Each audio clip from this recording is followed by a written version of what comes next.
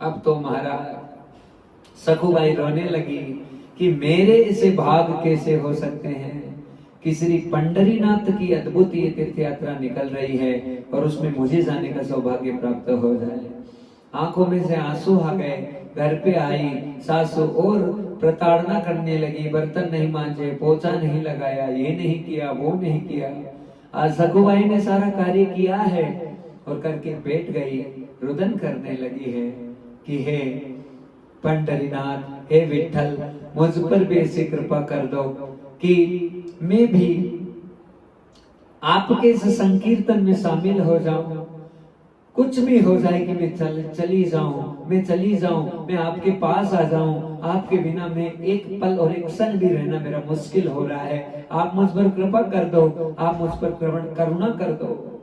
महाराज यहाँ पर सकुबाई से आज नियंत्रण नहीं हो रहा है। वो जानती है कि सासू तो मुझे किसी भी हालत में कहीं पर भेजने वाली नहीं है, पर अब मैं करूं तो क्या करूं कि मुझसे रहा ही नहीं जा रहा है और अब मुझे कुछ करना चाहिए। सकुबाई ने आज जो पानी का घड़ा है उसे उठाया और उठाकर सकुबाई महाराज बाहर पानी लाने गई है।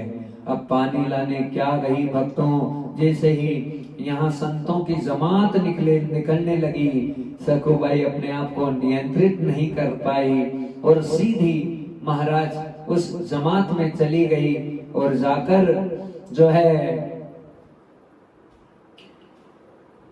घड़े को रख के वहां जमात में जाकर संतों के साथ में नृत्य करने लगी, आनंदमय स्थिति को प्राप्त होने लगी और मानो बस भाव यही निकल रहा है कि मैं पंढरीनाथ के मंदिर में पहुंच जाऊं।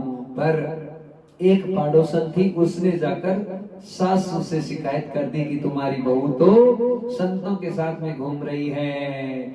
इतने में सकुबाई का पति, सास और ससुर मोटे मोटे डंडे लेकर आए भक्तजनों और सबके बीच में ही सकुबाई की बेरहमी के साथ में पिटाई कर दी।